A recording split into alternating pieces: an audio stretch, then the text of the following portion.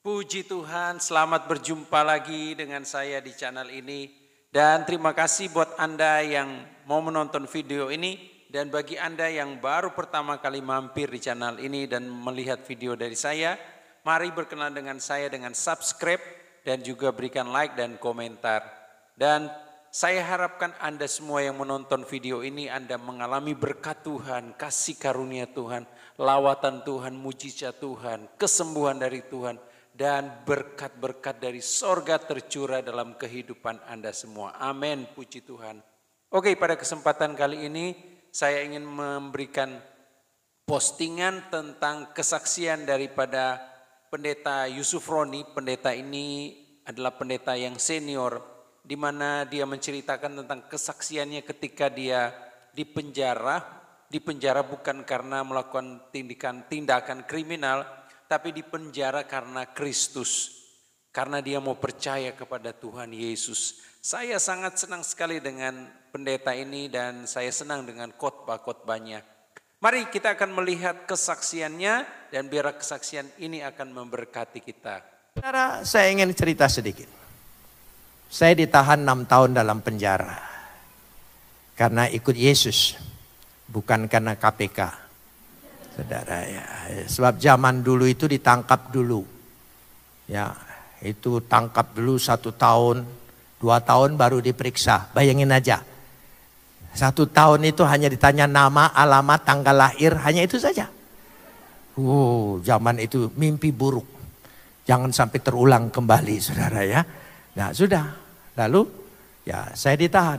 Tahan saya itu pindah. Saya tidak boleh dibesuk. Ya. Tahun kedua baru boleh dibesuk tapi hanya kiriman. Jadi istri saya hanya kirim. Ya, dia baru tahu, oh boleh kirimannya. Kalau diterima berarti orang ini masih hidup. Dulu tahun pertama mereka sedih. Saya ini masih ada atau sudah tidak ada. Sudah. Istri saya selalu kirim. Saya masih ingat kiriman istri saya. Roti yang segi 4 itu 1 buat sebulan itu. Makanya saya kalau lihat roti itu sekarang trauma. Gitu. Gitu. Yang segi 4, ya, yang segi 4 itu, yang isinya macam-macam gitu. Lalu odol yang besar itu 1, sabun mandi 1, itu kirimannya. Nah, saudara, saya 1 tahun lebih sebelum dikirim, kami tidak pernah lagi sikat gigi itu pakai odol. Jadi itu sikat giginya aja sudah balik ke sana, balik ke sini, terbuka ke sana. Itu kena gusi sakit, saudara. Tapi hanya itu saja. Begitu dikasih odol, waduh. Kayaknya enggak mau kumur-kumur saya, saudara. Wah, itu nikmatnya luar biasa. Saudara mau mengerti arti kenikmatan sekecil apapun, saya doakan masuk penjara, saudara bisa mengerti.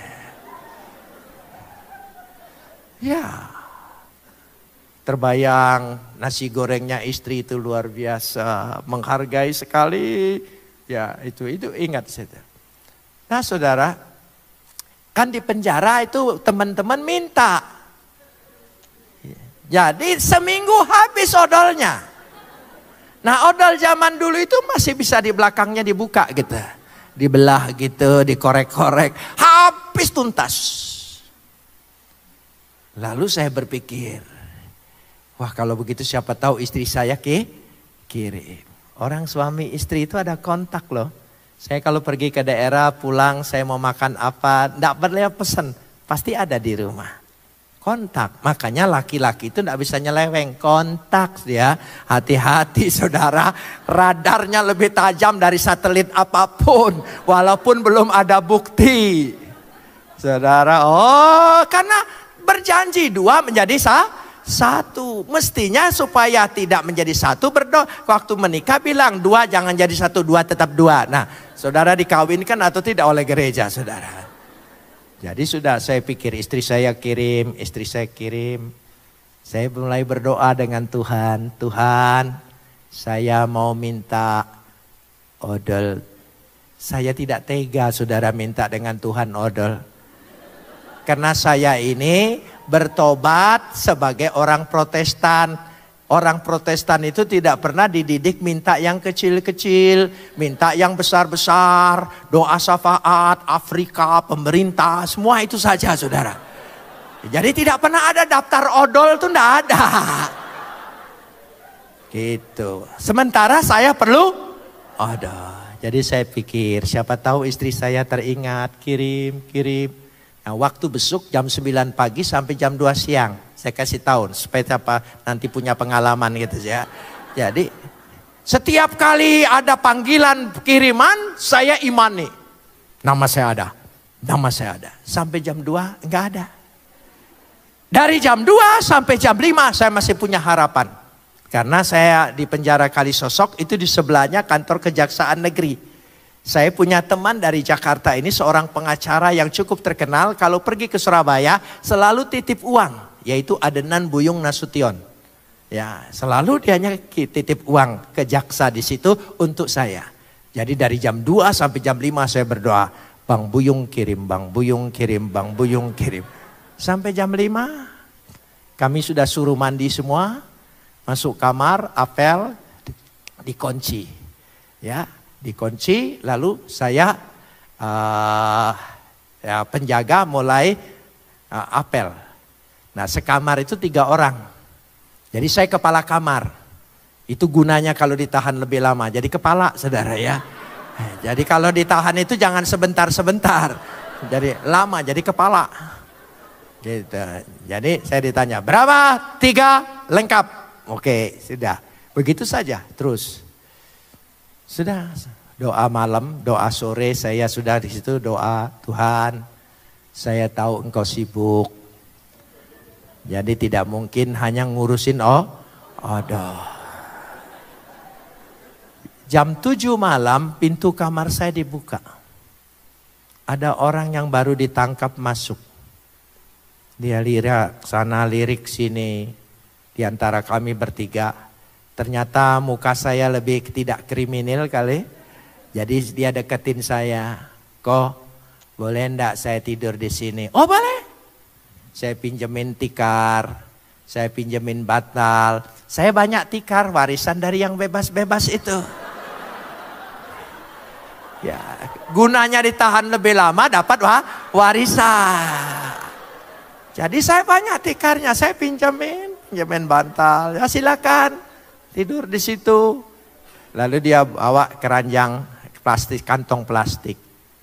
Lalu dia titip kok katanya. Sebab orang baru takut dia apa-apain. Jadi dia titip. Saya buka kantong plastik. Isinya odol. Tidak tanggung-tanggung. 10 odol. Saya sampai kaget. Kok ini odol semua? Oh ya dia juga kaget.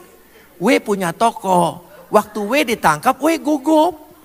Dia pikir masukin sabun, masukin apa, ternyata masukin odol semua.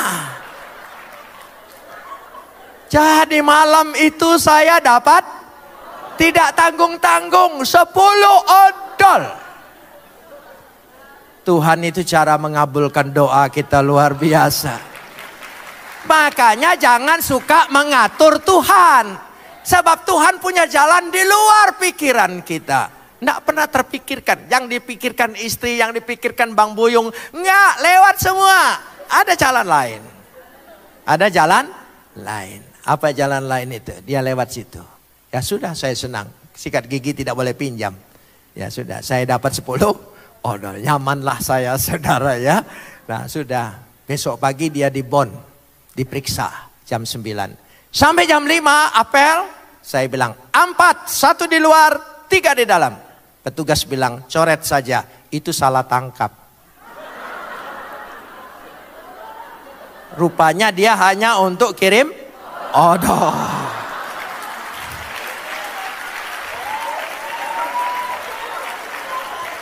Dari situ, dari pengalaman itu saya sangat mengerti kalau kita minta dengan tekun dengan Tuhan, tidak mungkin Tuhan abaikan. Sekecil apapun permintaan kita, dia penuhi. Dan kalau dia penuhi, lebih dari apa yang kita minta. Beri kemuliaan bagi dia. Puji Tuhan, kesaksian yang luar biasa dan biarlah kita sebagai anak Tuhan, kita yang percaya kepada Tuhan berbangga karena kita memiliki Tuhan Yesus. Banyak yang mempertahankan imannya seperti hamba Tuhan ini, Pendeta Yusuf Roni. Dia mempertahankan imannya bahkan dia harus dipenjara. Dan bagi kita yang sudah mempertahankan iman, bagi kita yang sudah percaya, ayo kita tetap setia. Jangan meninggalkan Tuhan, tetap setia. Apapun yang terjadi kita harus setia sampai kehidupan kita, sampai Tuhan Yesus datang, bahkan sampai kita dipanggil oleh Tuhan, kita tetap setia kepada Tuhan. Mari kita terus semangat di dalam Tuhan dan Tuhan memberkati.